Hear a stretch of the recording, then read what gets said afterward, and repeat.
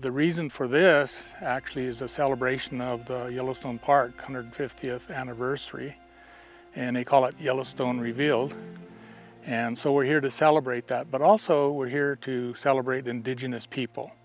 There were 49 tribes that actually migrated through here in some manner, whether it was hunting or traveling or whatever. And so we want to also celebrate that. We also had a recent mountain that was changed. It was Mount Doan, and it was changed to First Peoples Mountain. And so we're really happy about that change that occurred. There's some history that was corrected in regards to that name change, and it involved the Calvary and the Blackfeet Indians. And so we wanted to also celebrate the change of that name. Here we stayed in Gardner, Montana, and put up an encampment, what we would consider an encampment, 7 teepees. And what we do with those 7 teepees, we teach people as we go about the lodge. And we have 3 mothers. We have Mother Earth, our biological mother, and the lodge. And the lodge shelters us, keeps us warm. It's for our family, etc. And so it's one of our mothers. And so when we work with people and start to put up the lodges, we teach them about the lodge and what it means. And I think that's really important because Pretty Shield Foundation, Pretty Shield was my great-great-grandmother, and she was married to Goes Ahead, who was a scout for Custer. But in regards to Pretty Shield, she left a legacy of wanting us, I think, to share information so people can learn about our culture, our way of life. And I think it's really important that that be shared. My mother was the same way. Pretty Shield raised my mother. She became a botanist, Alma Snell, and she knew all about the herbs and the nutrition of the herbs, medicinal uses, etc. And she used to teach all over the country those things. So carrying on that legacy of our family is important, and so this is part of it. Putting up the lodge, there's a number of meanings. We put these lodges up Crow style, although we have a Sioux style teepee and a Crow style teepee. But the frame itself is 4 poles, and those poles are tied. And in regards to those poles, 4 has significant meaning. All seasons, all races, red, yellow, black, and white. Also, it's a cycle of life, where you have a child, adolescent, adult, and of course elder. So there's a lot of meaning to 4, and we use circles in the Indian way, and so this is a bit of a circle, learning that circle, because in that circle, everyone is equal, from the center to the outside, and as we stand on that circle, regardless of who you are, it doesn't make any difference, we're equal. And so there's nobody greater than each other. And when we put up the lodge, we put the 4 poles up, then we put another pole up, which is the mother, the child, the aunts, the uncles, the clans, etc. But it also stands for values and virtues, like wealth and harmony and honesty and those kind of things.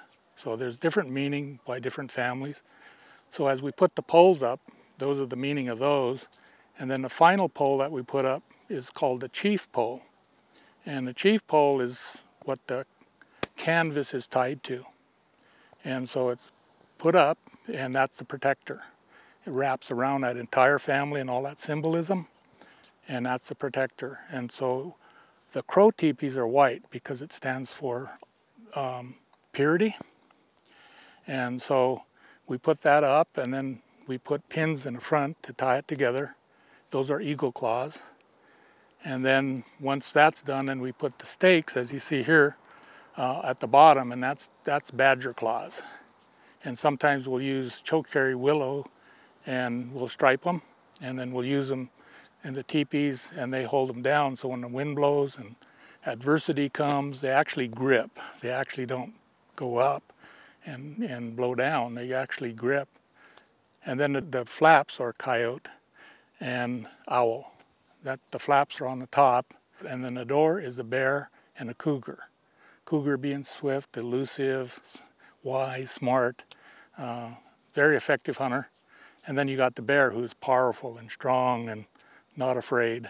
And so all the aspects of the lodge has a meaning, every piece of it, and it's all natural. And so when we put them up, we always try not to use metal where possible. And so that's the lodge. And we just wanted to do it here in Gardner because of the celebration, and also just really for all people. We wanted all people to come together, to be united, to heal. A lot of things in regards to COVID and other things have come up that the streamers on top actually is for that. We've got pink streamers for people that might have cancer, struggling with it, or with COVID, and we just want to give them hope. And so we're just also celebrating life for all people, and we want that to happen. That's the reason we teach and we share. I'm not here to present, I'm here to share.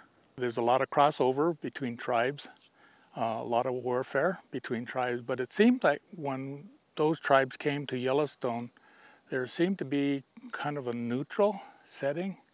They didn't seem to war in this area. There was something very spiritual about it that I think was sacred, and so they tended to not war in Yellowstone. But they came through here because of the abundance of the animals, the buffalo, the elk, the bear, everything, very abundant. And so they came here, and before that, there was other tribes that were in the area. The Blackfoot claimed the area. Many tribes claimed the area. But as the Crow claimed it, our southern boundaries was basically, we had a very close relationship with the Shoshone. They were our allies on the southern boundaries, and the Nez Perce on our eastern boundaries. And then, of course, when we talk about our eastern boundaries, where the Sioux were, we made allies with the military to help us with that. So when people ask us, why did you ally with the military? Well, strategically, we needed to. And so that's how Goes Ahead became a scout for Custer and assisted him because of that eastern boundary. And of course, the north, then we had to guard that as well. Actually, all of it, but there's natural boundaries, and then there's also allies that helped us in maintaining this area for the Crow people. There was, I think, an indication that there were 27 tribes that were pretty prominent in this area, but then there was some research and analysis done, and Wes Martell, I think, from Wind River did some assessments, and he felt and learned that there was about 49 tribes that came to this area, which is quite a bit. And so it was well known, I think, and I think it was special for them to come here, just like it is nowadays. It's really a special, unique, wonderful place that just speaks to your heart. Being the executive director of Rocky Mountain Tribal Leaders, that includes all the 8 tribes in Montana, and the 2 tribes in Wyoming, and the Shoban tribe in Idaho, which is Fort Hall. And so, getting the tribes together is so important because they want to speak as a united voice. There's a lot of mutual issues that occur between tribes with the state government, other tribal governments, and the federal government. And so we work very hard on establishing a good rapport with all those government entities, as well as between tribes. But we also got to remember that the tribes have limited sovereignty. They have sovereignty. I think it's really important that people know that. They have their own law enforcement, their own housing, their own social services. Just their whole infrastructure is just like the state or just like the federal government. And I think people don't realize, that's an elk. Mm-hmm. People don't realize that that sovereignty even exists. And I think it's really important to let people know that. And as a result of that, they work very hard towards policy, all kinds of things economically, trying to establish and build their infrastructure. And so that whole connection is really important. We have with the senators and the congressmen, the president, and of course the Interior Department. Deb Haaland is we celebrate that because she's the first Native American that has held that position. And she's been very positive. I mean, she's not, just because she's Indian doesn't she's just for everything we do, but she balances it. She has to understand it. She works with us, and it's been a great opportunity to be able to be a little bit more heard. I think the tribes are really happy about that. And so that's some of that connection. As far as relationships go, each tribe, they have government-to-government consultations. Because of that sovereignty, they don't come to tribal leaders, because I can't speak on behalf of any tribe. It's a government-to-government, meaning the federal government talking directly to the tribe, or the state government talking directly to that tribe because of their uniqueness and their treaties and other things. So that's really important for people to know. But we also come together again on mutual issues and work real hard on dealing with solving some of the problems that we have on the reservations.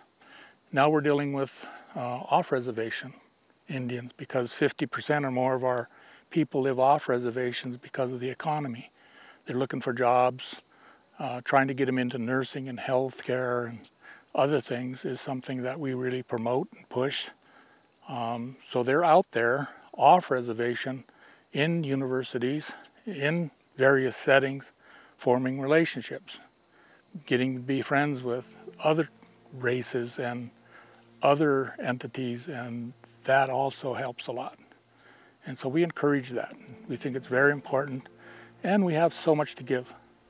You know, we have not just food in the way of food and things that Indians have given to society, but our knowledge and our vision and our language, which really, you know, that language and those differences of races is so important, because it just really makes our world better.